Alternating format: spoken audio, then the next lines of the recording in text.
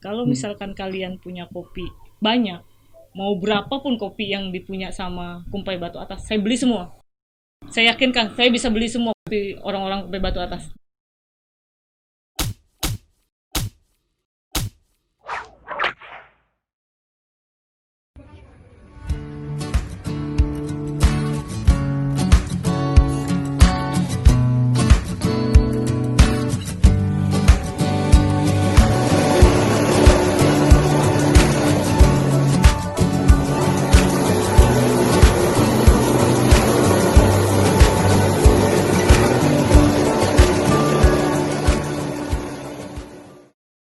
Ya, Assalamualaikum warahmatullahi wabarakatuh.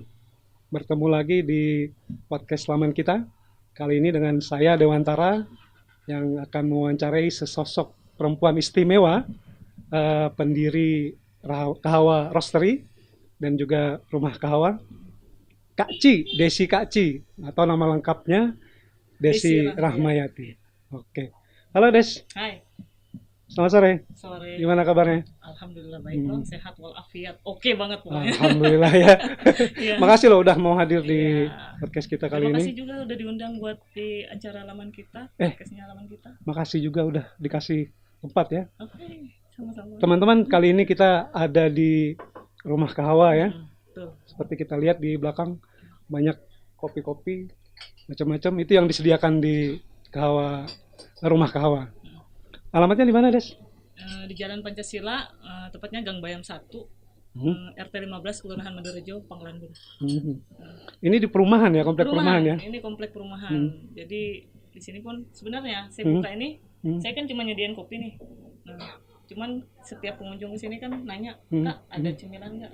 Ada. Jadi saya ajak teman-teman tetangga. Iya. Jadi pemberdayaan tetangga lah istilahnya. Pemberdayaan tetangga ya. masyarakat. Nah, karena ini komplek perumahan, jadi saya ajak tetangga-tetangga untuk ikut jualan. Jadi ada 2 rumah yang saya ajak. Oke. Yang pertama Mama Angel itu dia menyediakan singkong sama kentang Singkong sama kentang itu Singkong. salah satu menu yang Iya. ada di Rumah Kahawa. Kahawa. Terus kalau untuk yang di depan Mama Aisyah itu dia khusus pisang goreng sama mie goreng. Kalau mau pesan di sini nanti Pesan di dipesankan sini nanti saya lewat WA aja. Jadi Pesan, mereka ada pesanan ngantar nih, gitu mereka ya. ngantar di sini. Asik Iya. juga. Asik. Menu yang lain apa aja? Menu yang lain selain non kopi ya? Minuman andalan kita sih kita ada kombucha. Kombucha. Kombucha. Saya udah pernah 2 kali minum kombucha. Mantap. Kombucha Dan teh itu membantu fermentasi. pencernaan karena saya gangguan pencernaan. Oke. Itu kombucha teh ya. Teh. Teh yang difermentasi. Iya, difermentasi itu sekitar 2 minggu sampai 20 hari lah baru kita proses gitu. Baru Sampai bisa 20 hari iya, sampai fermentasinya? 20 hari baru bisa kita sediakan ke pengunjung gitu. Beda ya kalau dia fermentasinya di bawah 20 hari dengan Iya, yang beda. 20 hari. Rasanya itu kurang gitu. Asemnya itu agak kurang kalau di bawah 2 minggu itu rasanya kayak apa ya? Manis aja, lebih Agak kuat kurang ke manis, kecutnya gitu kurang ya. kecutnya, iya. Karena Karena memang yang rasa kecutnya itu yang iya, yang bikin membantu seger tuh yang segernya. kecutnya itu ya benar. Oh, jangan lupa kalau ke Rumah Kahawa pesan kombucha seger. Oke. Seger banget. Oke, kali ini kita sebenarnya saya pengen ngajak ngobrol tentang latar belakang Desi yang dulunya karyawan perusahaan perkebunan selama 11,5 tahun ya. Iya, 11 tahun setengah. Dan posisinya akun eksekutif Iya, akun eksekutif. Terakhir sih akun eksekutif selama 9 tahun perusahaan Selama yang kedua, 9 tahun? yang terakhir. perusahaan luar negeri. Iya, perusahaan asing. Perusahaan asing. Tepatnya sih punya Malaysia sih. Oh ya. Oke. Itu pasti Ngabisin waktu banget dua pokoknya. digit lah ya, 2 digit lah. Aduh, kok ditinggalin gitu loh. Gimana sih ceritanya kok tiba-tiba saya dengar kemarin tiba-tiba Desi keluar tuh dari perusahaannya, fokus di usaha kedai kopinya di Rumah Kedai Kahawa. kopi. Awalnya gini, Rumah Kahawa ini belum. Kita mulainya itu Kahawa Kopi Roastery. Kahawa Kopi Roastery itu kita lebih memproduksi biji kopi. Awalnya yang kita produksi itu cuman kopi Librika Kumpai Batu Atas Oke, di oke. 2017. Nanti kita bicara lebih spesifik Oke. tentang itu. Iya. Terus gimana perkembangannya kemudian? Kemudian perkembangannya oke banget dan Roastery jalan. roastery jalan. Setahun kemudian saya buka Kopi Kece. Setelah Kopi Kece nggak sampai setahun saya buka Rumah Kahawa lagi. Jadi Kopi ada Kece 2 itu kafe yang mobil yang pakai mobil, pakai van itu. Iya. yang di Di PP, Bundaran ya, dan di sekarang Pangkalan di Bumpak. Pangkalan Di Bumpak ya. Pangkalan Bumpak. Di situ. Oke. Terus kemudian buka Hmm. kedai kopi di komplek perumahan yang katakanlah, aduh, kalau Kayaknya nggak mungkin ya. Kayaknya iya kalau saya biasanya, bayangin nih, saya nggak akan berani ngambil spekulasi sebesar ini gitu loh, sampai harus keluar perusahaan yang menggaji 2 digit. so tahu apa Gimana nggak? nih? So tahu. Akun Ya, eksekutif ya, loh, akun perusahaan eksekutif, asing ya. pula kan, 9,5 tahun. 9 tahun yang 9 tahun yang perusahaannya. itu kan. Nah, 9 tahun kenaikan per tahun berapa persen kayak gitu kan. Ya, alhamdulillah lah bisa nabung buat modal lah. Ah, Intinya gitu, buat oke. modal usaha. Hmm. Ya tujuannya kerja di perusahaan kan pasti kita nggak mungkin kan kita jadi karyawan terus kan. Pengen pasti naik tingkat lah, satu tingkat lah. Setidaknya saya jadi bos buat diri saya sendiri Oke. gitu. Nah, Saya- tadi soal mengambil keputusan untuk resign kemudian fokus pada bisnis itu apa yang melatar belakangnya, Des? udah ada perhitungannya sih intinya itu. Mhm. Perhitungannya Tentu ada biji perhitungan kopi, ya? ya jelas Apa aja tuh perhitungannya. perhitungannya? Perhitungannya dari biji kopi, misalkan saya jual biji kopi, dapatnya di kafe-kafe berapa nih yang ngambil? Udah ada berapa kafe nih yang ngambil sama saya? Saya udah bisa ada perhitungan. Terus kalau misalkan saya buka kedai lagi, itu misalkan dari 1 kilo kopi itu bisa dapat berapa gelas dan itu bisa dapat menghasilkan berapa rupiah, itu yang saya hitung Oke. awalnya gitu. Hmm. Berat sih sebenarnya memutuskan untuk fokus ke dunia bisnis terutama kopi ya, karena Iya, kan persaingannya ketat kan. Hmm. Terutama Pangkalan Bun juga udah ada kedai-kedai kopi yang lebih besar kan, yang namanya udah duluan lah dibanding Kahawa. Kahawa ini masih belum ada apa-apanya lah, Sorry, masih sejak kapan sih usaha kopi ini dimulai? 2000 Roasterinya? Roastery 2017. Roastery Tepatnya 2017. sih Juli. Waktu itu saya kebetulan sama Pak Tris sama istrinya. Justru awalnya itu bukan sama Pak Tris, sama istrinya. Iseng. Mbak Pon, namanya kan Mbak Pon. Mbak Pon ini istrinya Mbak Pak Pon, Tris yang Mbak Pon kebetulan istrinya kerja di perusahaan kantor, yang sama nah, dengan di, Desi ya. buat cleaning service di kantor lah, buat bantu-bantu yang di kantor lah. Jadi saya iseng aja, Mbak Pon, ada di Kumpai Batu ada kebun kopi nggak? Saya tanya gitu kan. Iya. Kalau kebun kopi besar sih nggak ada sih Mbak, katanya gitu. Terus kenapa katanya? Saya lagi pengen nyari kopi sih, pengen jualan kopi, saya bilang gitu kan. Ada sih kebun kopi itu di belakang rumah, tapi nggak banyak sih, cuman ada berapa pohon, dia bilang gitu kan. Oke, nggak apa-apa, nanti saya bisa main ke sana ya. Waktu itu saya bilang gitu. Oke, kalau Mbak Desi mau main silahkan katanya. Kebetulan saya ambil jadwal di hari nggak jam kerja, di hari Sabtu kan kita kerja hanya setengah hari tuh. Jadi di hari Sabtu kebetulan saya udah kenal nih sama teman-teman yang kebetulan dari SC dulu, Pak Rasdi, Mang Udur, Swiss Contact. Kenal sama Pak Rasdi, Mang Udur. Nah, kemudian saya hubungin mereka, saya ada informasi nih buat apa sih? Kopi saya pengen ngembangin gitu kan, saya bilang gitu. Ayo kita kapan bisa survei. Kebetulan Pak Rasdi sama si Mang Udur antusias banget sama saya ngajak mereka pun udah oke Des, kapan kita berangkat? Sabtu, saya bilang gitu. Ya udah awalnya di situ. Jadi teman-teman yang diceritakan Desi tadi, ada sosok Pak Tris, ada sosok Mbak Pon, ada sosok Bang Rasdi, Bang Udur. Terus ada satu lagi teman satu kantor. Teman satu kantor tuh Teddy Asari. Teddy ya? Teman satu kantor sampai dia sekarang bagian masih kerja di sampai perusahaan yang sekarang terakhir, masih 4 kerja di kaki, karena dia masih belum berani lah buat meninggalkan. Jadi oke, saya menghargai keputusannya kan. Tapi kita tetap kerjasamanya masih. Awalnya dia nggak pengen kerja sama saya waktu itu. Dia bilang, aku pengen jualan kopi, tapi aku kan bukan orang sini, katanya. Aku nggak tahu daerah sini gimana. Aku pengen jualan kopi, ya udah kita gabung aja, kita patungan. Bentar lagi kan kita bonusan akhir tahun, saya bilang gitu kan. Bonus akhir tahunnya kita beli mesin aja, saya bilang gitu. Memulai bisnis itu karena sudah tahu ada potensi kopi di Kumbai Batu atau gimana sih? Belum tahu, cuman saya nekat aja. Maksud saya setidaknya saya punya mesin kopi dulu. Jadi kalau saya punya biji kopi, saya mau nyangrai sendiri gitu. Karena dulu waktu saya zaman masih kecil tuh almarhum nenek itu dulu jualan kopi. Dia nyangrai sendiri. Saya waktu kecil lihatnya gitu, nyangrai sendiri masih ditungku gitu. Nyangrai dicampur kelapa. Kalau dulu kan kayak gitu. Terus banyak yang menjajakan kopi kayak gitu kan. Nah, makanya saya berpikir waktu kecil banyak kok ini yang punya kebun kopi yang bisa jualan kopi. Kenapa sekarang nggak ada? Jadi ada pengalaman empiris bersama dengan pohon kopi yang kopi lokal yang di Dan Pangkalan dulu Bun. kebetulan si almarhum nenek sama kakek kan punya tanah daerah terantang Oke, tuh deket Kumpai Batu Bawah lah. Dulu seingat saya tuh di belakang pondok itu ada tanaman kopi, makanya dari Di situ. Terantang. Iya, dulu kopi. Cuman saya nggak tahu itu jenis kopi apa karena nggak terlalu perhatikan. Cuman sering saya jadikan mainan. Saya makan kayak buah kapi layu, tau nggak buah Iya, kapi layu? kopi layu, kopi Nah, layu. kayak gitu. Hmm. Jadi saya ingatnya di situ. Pasti, saya pikir kan pasti harusnya sih masih ada tanaman kopi. Jadi saya yakin di situ aja sih. Des, tadi hubungannya dengan Bang Rasdi, Mang Udur, kemudian Pak Tris. Pak Tris. Ini seperti apa sih? Mungkin teman-teman penasaran pengen tahu sosok-sosok beberapa nama yang disebutkan tadi. Setahu saya, Bang Rasdi ini kan di SC ya, sama Mang Udur, dan mereka ini ya spesialis community development ya. Betul. Mereka mendorong pemberdayaan masyarakat. Kemudian ada sosok Pak Tris yang jadi salah satu binaan mereka di situ ya. Saya dengar juga ada ya semacam kelompok atau organisasi selanting ya waktu itu mau boleh cerita pembentukan NGO sih waktu itu, cuman nggak sempet sampai pengesahan konotaris. Kita udah mungkin karena udah sibuk sama kegiatan masing-masing kan, jadi kita fokus sama kerjaannya masing-masing. Waktu itu saya juga masih kerja di perusahaan sawit, belum jadi pengusaha kopi gitu, masih menyelidiki tentang kopi lah waktu itu. Jadi saya pun masih fokus sama perusahaan karena waktu pasti terkuras dong ya kalau kerja di perusahaan. Jadi saya memutuskan untuk lepas, dan mungkin teman-teman yang lain ya masih ini juga sih. Tapi kayaknya sampai sekarang saya dengar sih masih ada sih. Masih ada yang aktif masih membawa nama itu. Ya. Membawa selanting mendampingi kelompok kegiatan lain. Bukan kegiatan lain. Okay. Kebetulan pernah ketemu gitu.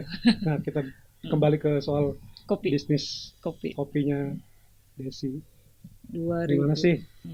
Apa yang akhirnya menjadi dasar keputusan oke, aku berhenti deh kerja, aku ngembangin kopi aja, ngembangin bisnis aja gitu. Ya atas dasar perhitungan tadi kan, itu sebenarnya berat.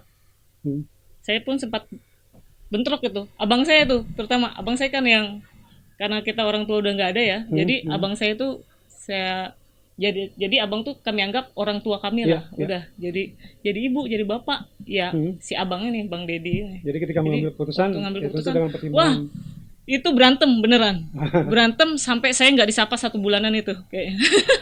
Karena gara-gara saya keluar, dia kan bilang kayak gini, kenapa keluar? Kamu bisa aja sambil jalanin usaha, dia bilang gitu kan. Tapi perusahaan jangan dilepas, karena kan beliau pikir kan jabatan udah lumayan, gaji apalagi yang selama ini menghidupkan saya bisa kemana-mana, misalkan liburan pas waktu cuti bisa liburan kemana. Jadi dia ngelihatnya di situ. Saya lumayan mapan lah waktu itu kan karena kerja di perusahaan.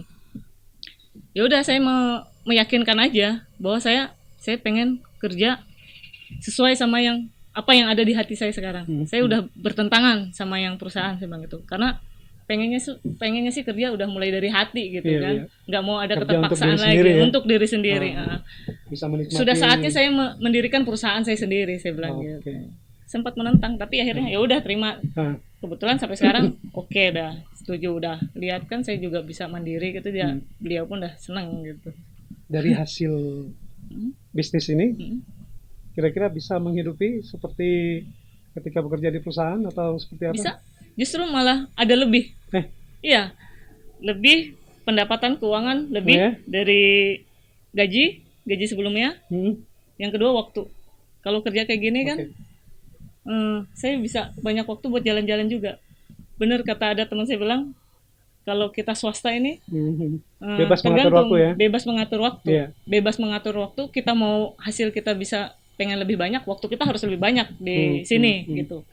Kalau pengen hasilnya sedikit ya udah kerja slow gitu kan. Beda sama perusahaan mau kerja keras, mau kerja slow, ya hasilnya sama. Pilihan Desi apa akhirnya?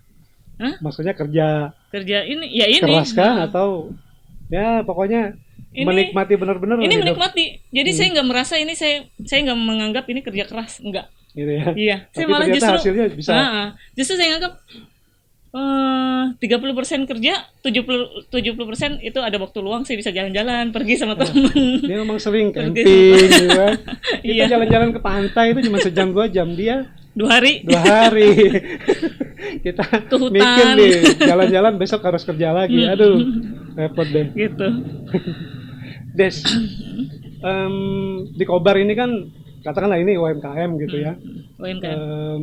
Pelaku UMKM tuh di Kobar nih, ya mungkin data yang saya ingat tuh sekitar 3.000-an Mbak, yang ada. Dan mungkin sekitar 50%-nya adalah dijalankan oleh perempuan.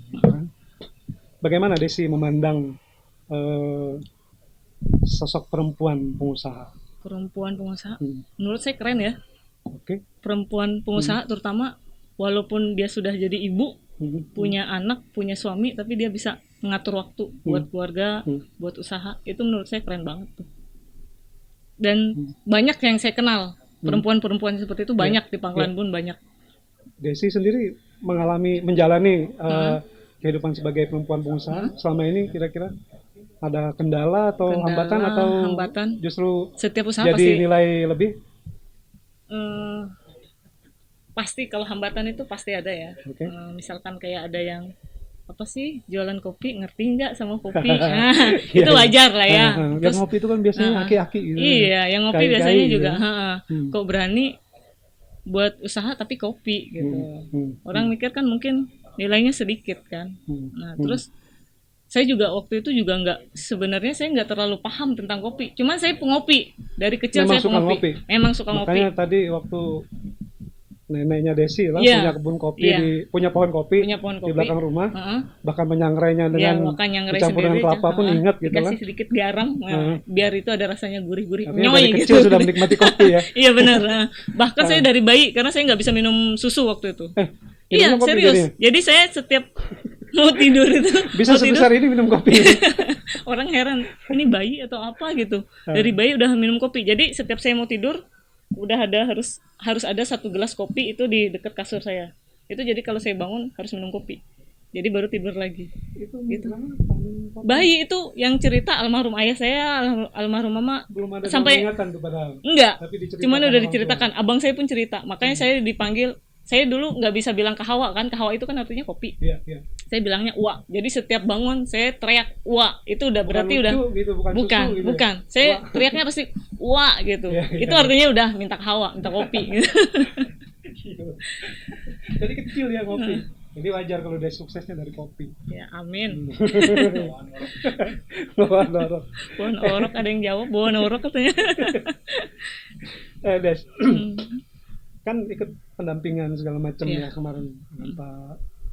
Itu barengan sih. Dengan bareng beberapa dulu kita ya itu tadi ada kita sempat pengen bikin NGO waktu itu kan yang nama Slanting itu sama teman-teman dari SC.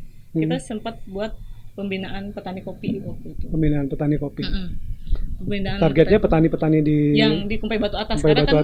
Karena waktu itu kan kita udah lihat nih ada kebun kopi. Nah sebelum kita pembinaan petani kopi, pembimbingan petani kopi itu awalnya kita ngedata dulu ada berapa maksudnya warga dari Kumpai Batu Atas itu pada dan punya populasi pohon kopinya ya. Habis itu Mbak Pon si Pak Tris ini yang bantu. Karena Pak Tris ini dari awal saya perhatikan memang sangat semangat, walaupun dalam keadaan maaf ya kurang fit lah. Tapi beliau semangat waktu itu. Jadi setiap kita ke sana selalu mendampingi. Jadi beliau akhirnya saya komunikasinya sama beliau waktu itu bukan sama Mbak Pon lagi karena yang lebih tahu survei kemana-mana ke tempat warga itu si Pak Tris ke RT gitu. Akhirnya terakhir sebelum saya belum sekarang ya. Terakhir itu udah dapat 25 petani kopi. Itu pun 25 petani kopi. Iya, 25 petani kopi itu pun itu khusus di Kumpai Batu Atas. Itu bukan di lahan pertanian, tapi cukup di pekarangan rumah aja. Jadi pohon-pohon kopi di halaman di halaman sekitar ada 20-30 gitu ya? Pohon kopi paling gitu-gitu aja. Tapi habis itu kita buat nih pelatihan gitu. Dengan populasi, terlepas dari gerakan pemberdayaan masyarakat yang dilakukan oleh kawan-kawan SC dan Slanting, dan mungkin lebih banyak lagi ya organisasi yang lain. Di situ balik ke soal potensi bisnisnya tuh loh. Masa dengan pohon yang ya hanya hitungan puluhan kan, atau atau seratusan lah gitu ya? Satu pohon itu sekali panen tuh justru dapatnya nggak terlalu banyak sih, yang pernah saya pelajarin ya. Itu nggak terlalu banyak, cuman pertama kalau dari kopi kan perawatannya kita nggak terlalu ribet sih sebenarnya. Oke. Iya kan? Ya, maksud saya dari sisi bisnis dengan produktivitas yang ya katakan maksimalnya berapa sih gitu kan, dari satu pohon kopi per tahun lah katakan Iya. kayak gitu. Bisa menunjang Kahawa atau Kahawa hanya memasarkan sebagian dengan kopinya Liberica ya, kopi Liberica, Iya, awalnya gitu. atau ada produk lain yang dipasarkan oleh Kahawa selain Ada. Liberica itu? Banyak, kita karena waktu itu keterbatasan Liberica ya. Liberica kan belum banyak nih sebelum saya bawa pameran waktu itu 2018. Pernah sampai di tangan Pak Jokowi juga ya waktu Iya, itu ya? pernah waktu itu. Dulu tuh cuman apa ya? Dulu cuman Liberica, tapi karena Liberica ini terbatas ya. Sekarang saya bener-bener pengen fokus kerja jualan kopi gitu. Akhirnya saya sama si Teddy ngobrol gimana kalau misalkan kita nyari kopi dari daerah lain, saya bilang gitu. Jadi kita bisa masukkan ke kafe-kafe, saya bilang gitu. Awalnya gitu. Terus yang sebelum si Liberica ini booming juga kan itu kualitasnya masih enggak banget deh. Karena waktu itu saya pernah dapat 1 kilo. Itu saya, si Teddy sama si Ahai. Waktu itu dulu kerja di itu salah satu pemilik enggak, bukan roastery ya? bukan. Si Ahai itu dulu dia di barista gitu di ya? barista. Nah, kebetulan saya ajak juga saya ke sana. Kita ambil nih 1 kilo. 1 kilo kita apa namanya? Sortir lagi. Itu kan banyak busuk tuh. Bagusnya itu cuma dapat nggak sampai 400 gram, sekitar 300 graman lah waktu itu. Kita si Ahai yang dari keseluruhan populasi yang ada di Kumpai Batu itu cuma dapat, itu buat contoh doang. Habis itu disangrai sama Ahai masih manual, mesin kan belum ada. Jadi manual paling dapatnya 200 graman aja. 200 gram itu berarti ya paling satu ini ya? Sedikit aja. Cuman dapat itu udah jadi bubuk tuh atau masih biji, masih bin. Kan udah bubuk tetap 200 gram lah ya. Gitu. Terus ya udah, tapi saya meyakinkan ke Pak Tris. Pak Tris, tolong bantu teman-teman yang lain, petani kopi yang lain, gimana caranya kualitas kopi di Kumpai Batu Atas ini bisa bagus. Kalau misalkan kalian punya kopi banyak, mau berapapun kopi yang dipunya sama Kumpai Batu Atas, saya beli semua. Saya yakinkan, saya bisa beli semua kopi orang-orang Kumpai Batu Atas. Dibeli berapa sih kopinya sebenarnya Kumpai Batu gini, itu? Saya bilang kayak gitu, sebenarnya saya nggak punya duit.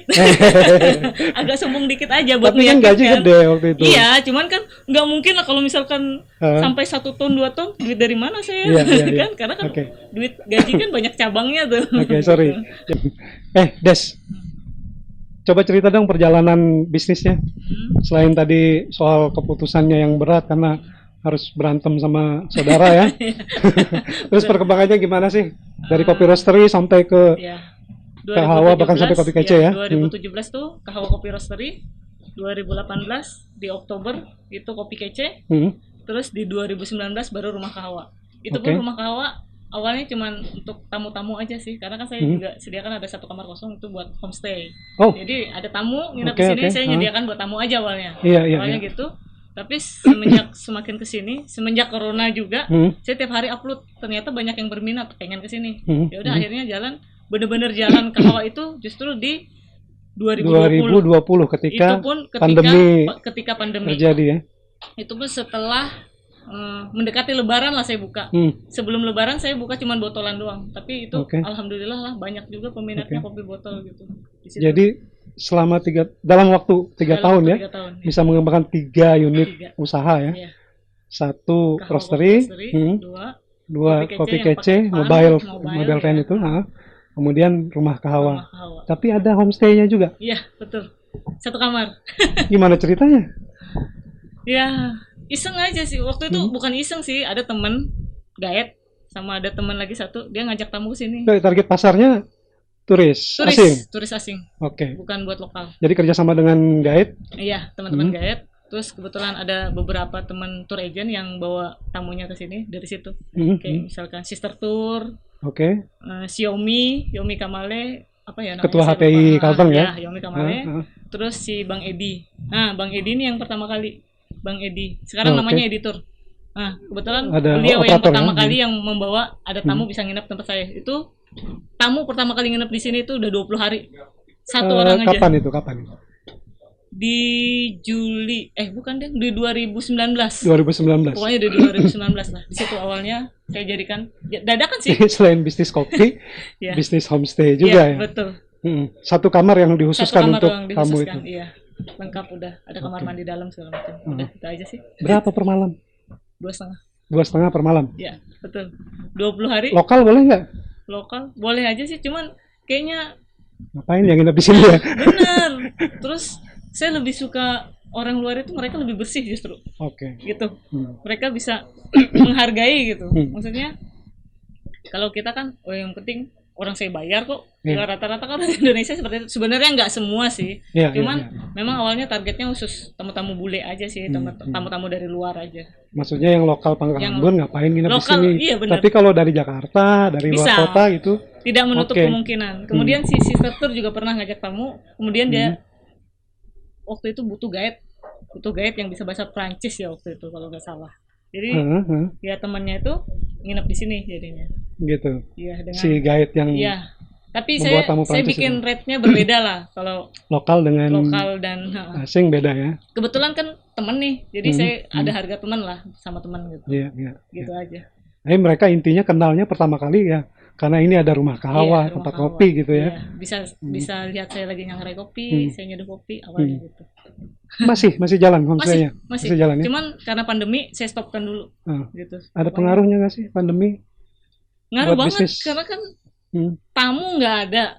Terus Oke, jualan untuk juga. homestay. Tapi kalau untuk kopi sekarang udah normal sih kalau sekarang. Untuk kopi jualannya udah normal, beda sama waktu pandemi, waktu tapi yang masih tentu awal. tetap mengedepankan protokol kesehatan ya. Betul.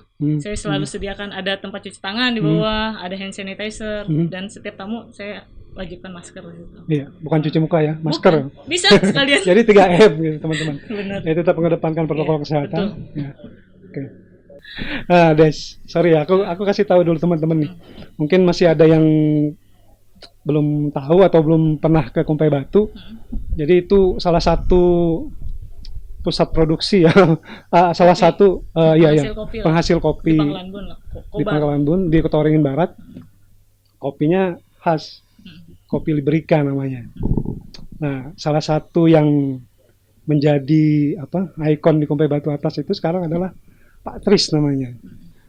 Pak Tris ini sekarang berhasil membawa teman-temannya sesama kelompok tani, pemilik pohon ya, bukan kebun kopi, pemilik pohon kopi, untuk mengangkat kopi lokal ini, kopi Liberica ini.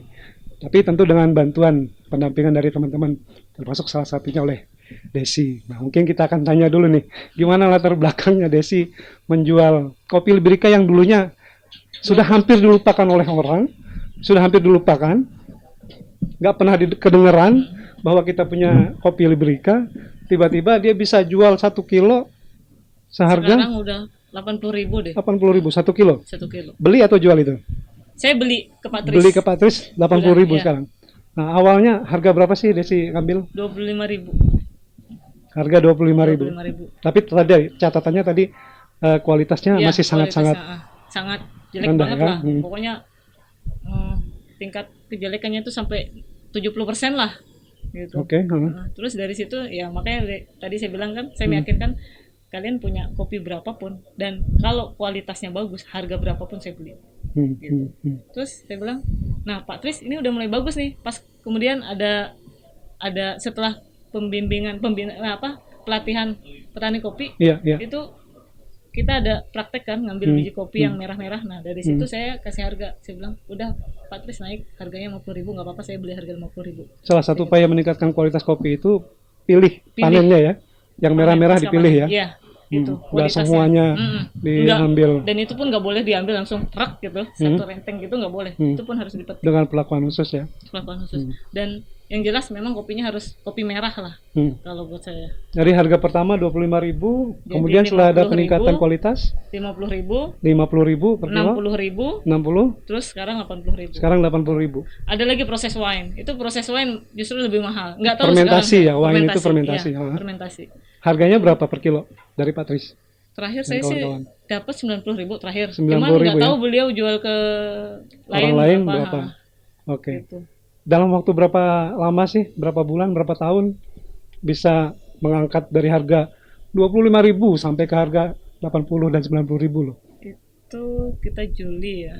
Waktu itu Juli akhir 2000. Agustus September kan. Hmm, Di tahun 2018-nya itu hmm, yang saya bisa naikkan harga jadi Mulai. 50.000. Oke, ha. Kemudian saya waktu itu ada diajak sama Disperindak, itu ada pameran Harkopnas di 2018. Hmm, Nah itu kebetulan saya bawa kopi Liberica. Yeah. Dari situ lagi naik harga kopi, saya bilang Pak Tris naikin jadi 60.000. 60.000. Terserah sekarang Pak Tris mau kasih harga berapa terserah saya bilang. Yang penting kualitas Yang dijaga. penting Catatannya kualitas itu. dijaga. Itu intinya. Oke. Dan kebetulan sebenarnya waktu saya bawa kopi itu, waktu itu Pak Jokowi sebenarnya nggak ke stand kita sih sebenarnya. Waktu itu di acara apa sih yang dengan Pak Jokowi? Harkopnas, Hari Koperasi Nasional. Hari Koperasi, Hari bukan Hari Koperasi, Kopi. bukan Hari Kopi. Hari Koperasi Nasional di tahun 2018 2018 di di Jakarta. Jakarta. Waktu itu Desi diikut sertakan oleh Dinas Perindakop, Iya. Kobar ya, Iya, Kobar. untuk jadi salah satu peserta. Mm-mm. Dan di situ kesempatan Desi untuk memperkenalkan Iya, kopi Liberica ya ke Presiden Jokowi langsung ya. Iya, betul. Ada fotonya waktu itu. Kebetulan sebenarnya bukan karena Pak Jokowinya ke stand kita, tapi saya ngejar. Oh gitu. Ngejar. Itu rebutan tuh ketemu sama Pak Jokowi. Saya udah sama kamera, pegang kamera, pegang kopi. Kalau yang ibu-ibu lain kan rebutan pengen foto bareng, kalau saya enggak. Foto sama produk aja. Yang penting Pak Jokowi pegang. Iya, betul. Pas kebetulan Pak Jokowi pegang, saya langsung cepret-cepret udah kopinya buat Pak Jokowi. Terserah mau diminum atau enggak, terserah gitu. Di situ. Dan dari situ mulailah kopi Liberica itu mulai desa, Dikenal terutama orang, di ya. Desa Kumpai Batu Atas, langsung diperhatikan sama pemerintah. Iya, iya. Dan setelah itu kan banyak bantuan masuk, banyak kemudian bantuan. pendampingan Iya, juga. Dan sekarang komitmen teman-teman yang dulu pernah berkecimpung di situ juga sepertinya masih ada Iya, gitu ya. masih ada. Masih cukup tinggi ya. Betul. Dan Pak Tris sendiri ya memang sosok yang lumayan mampu lah memberdayakan diri sendiri Iya, dan sekarang berhasil mengangkat kopi Liberica Kumpai Batu Atas. betul. Des, thank you banget loh Oke. obrolannya sore ini. Thank you juga udah datang ke sini dan saya dipercayakan jadi narasumber buat di sini. Terima kasih banyak. Thank you. Ya, teman-teman mungkin obrolan ini memang kurang lengkap Kurang lah panjang mungkin ya. lah ya. Kita Kayaknya bisa lanjutkan kurang panjang ya, Bang, ya? kurang panjang. Kita belum kenal sosok Desi lebih jauh, tapi insya Allah lain kali akan ada kesempatan. Oke, segitu dulu. Terima kasih atas waktunya Desi. Oke, Sampai terima ketemu lain waktu. Oke, Thank you. terima kasih. Selamat sore. Sore. Sore dah.